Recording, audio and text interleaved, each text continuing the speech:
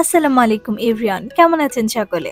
তো এই কেকটা আমার কাস্টমার এমনিতেই খাওয়ার জন্যই অর্ডার করেছিল। এটা ছিল ১ পাউন্ডের মধ্যে একটা চকলেট কেক। তো এই কেকটার ছবি ২-৩ দিন আগেই আমি পোস্ট করছিলাম, বাট আমার আসলে ভিডিও এডিট করার মতো সময় ছিল না, যার কারণে আজকে আমি এডিট করে ভিডিওটা ছাড়লাম।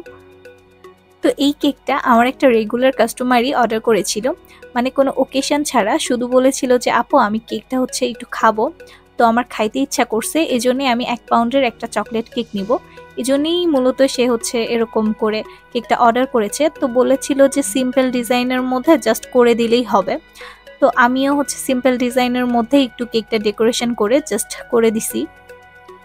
তো কেকটার পুরা লেয়ারে লেয়ারে আমি হচ্ছে চকলেট ক্রিম আর চকলেট গানাশ ইউজ করেছি, আর ওপর দিয়েও হচ্ছে চকলেট গানাশ দিয়ে দিয়েছিলাম, আর কিছু হচ্ছে গিয়ে চকলেট ক্রিম দিয়ে ফুল বসিয়ে দিয়েছিলাম, আর কিছু সুগারস বল দিয়ে দিয়েছিলাম।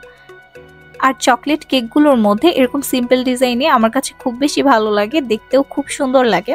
তো জাস্ট রেডি হয়ে গেছে আমার কেকটা। আর কেকের উপরে বা সাইডে আমি কিছু লিখিও নেই, যেহেতু এটা খাওয়ার জন্যই নিয়েছিল, এখানে আমাকে কিছু লিখতেও মানা করছে।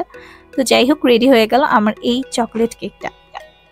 তো আমার কেকের ডেকোরেশনটা করাও শেষ, আর আজকে ভিডিওটাও এখানেই শেষ করছি। সকলকে আল্লাহ হাফিজ।